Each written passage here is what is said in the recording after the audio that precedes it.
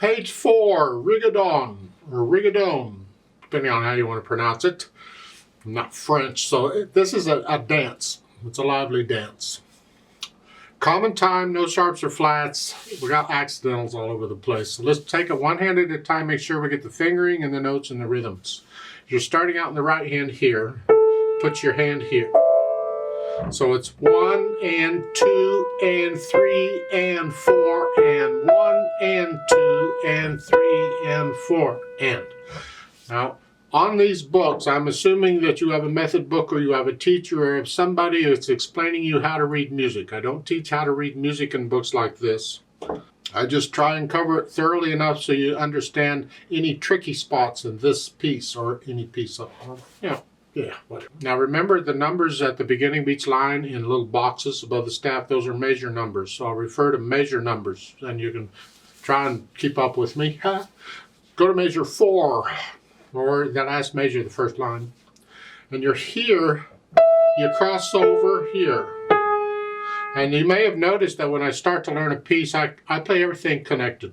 We'll put in all these other staccatos and things later. Just right now, it's notes, fingering, and rhythm.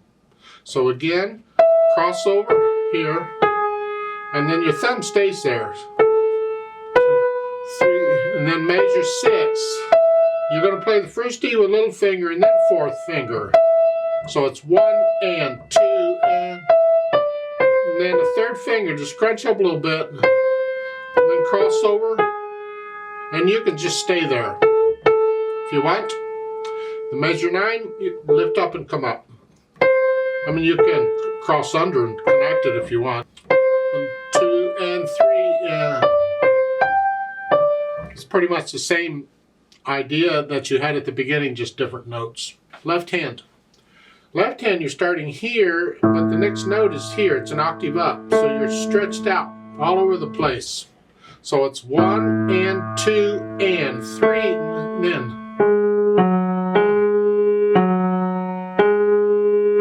The second measure, though, those G sharps, they're both sharped because the sharps, remember, are good for the rest of the measure, but only that measure. So the G, F sharp, G sharp, yes. And I recommend you stretch down and use third finger.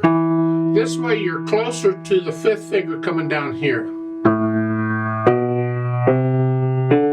1, reach down, it's an octave. Then you can just lift up and move up. You do that some more. Let's go over to measure 7. You're here, 4, then thumb, octave, then reach, come up. You're moving around a little bit.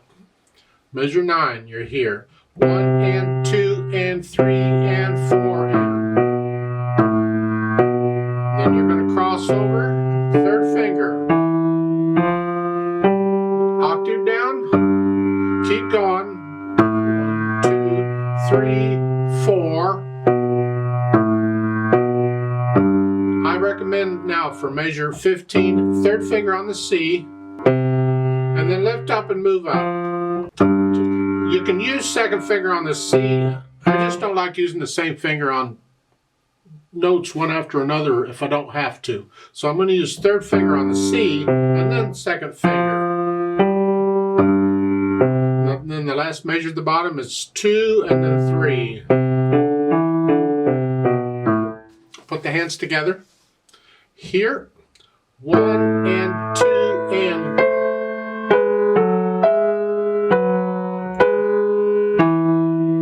Now this is tricky because you're using different fingers in the hands at the same time. And again, I'm connecting everything right now. We're just trying to get the hands to work together. And if that's a problem with you, I mean, if you're having a problem with this, then I suggest you just stick with like the first 2 measures. And you do this like maybe 2 measures at a time or something like that. And just get this first 2 measures. So you're got here and then here. Right there, get that working. Then go on.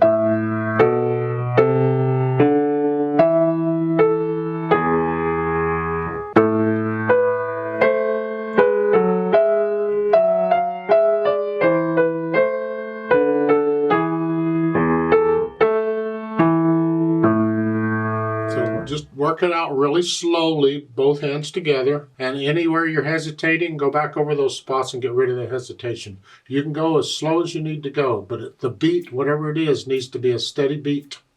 We'll speed it up later. And once you have that, we can add the articulation, the slurs and the staccatos. I'm going to use a light wrist staccato here at the beginning, and it's just the right hand. The left hand, you can separate the A from the next A, but otherwise it's not staccato.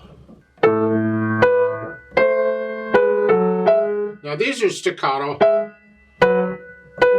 and that's a tenuto line over that half note. Just hang on to it. So it's the second measure. Connect that and then lift up. Go ahead and connect the left hand here. It doesn't say anything, so just connect it. But you got staccatos on the right.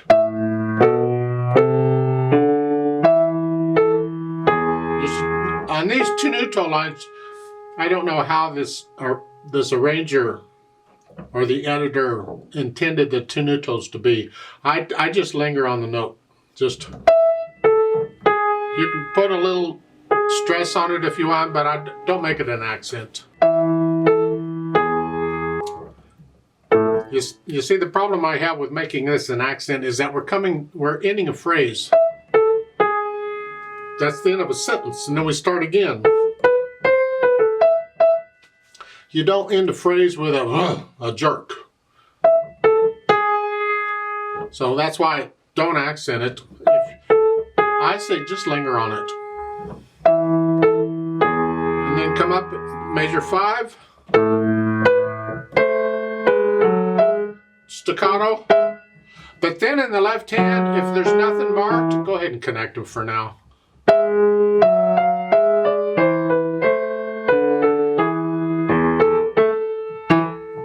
Staccato on the left hand there, and then the last two lines are similar to the first two lines. They're just different notes. Once you get a handle on that, then we can try the dynamics. Keep in mind that back when this is written, and you can see when the composer lived, they didn't really put in dynamics and staccatos and things in the music. It was up to the performer to interpret the music correctly. Today they put in all kinds of staccatos and things, so we'll just follow their dynamics. And I think it really is more for the right hand than the left, so if you can, play the right hand a little louder than the left. This forte at the beginning, the loud, is for the right. Keep the left hand a little softer if you can. And you're staying in the loud area, but you don't have to stay exactly that. You get a little louder and softer. Get to know it, and you start feeling it. And then when you get to measure 9, now this is sort of the same thing, but it's soft. You're on different notes, but and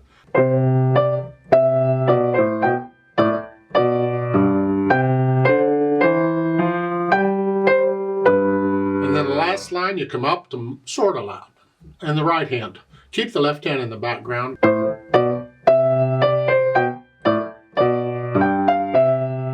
Now here in the left hand, this is the last two measures.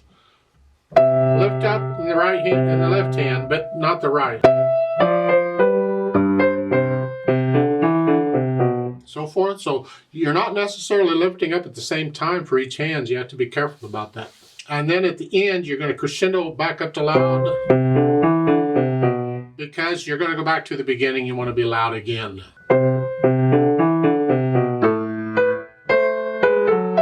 Then we get to the allegretto. Well, this is where the dance part comes, because people would be dancing to this. And it's a nice, fun, lively little dance. It's not fast.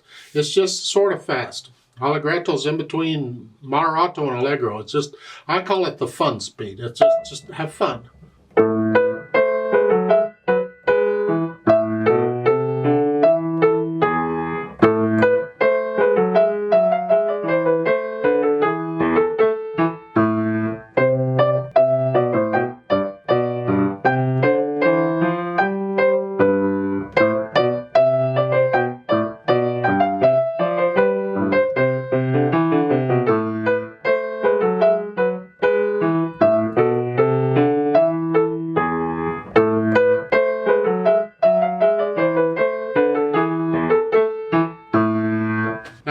bottom of the page, the DC fine, in case you're not sure. The DC means go back to the beginning at the top.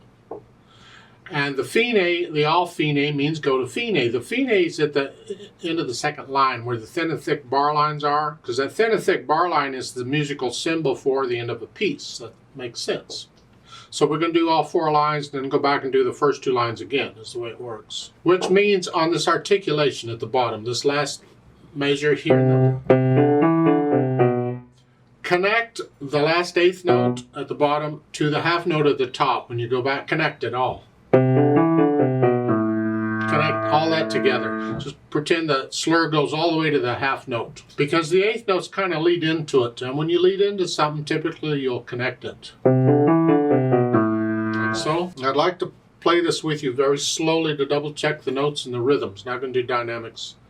There isn't much dynamics anyway. Just play one hand at a time with me if you need to for a while. We will do the DC fine and all that stuff too. So go ahead and put your hands here. I'll give us 4 counts. 1, 2, ready and go. And 1 and 2 and 3 and 4.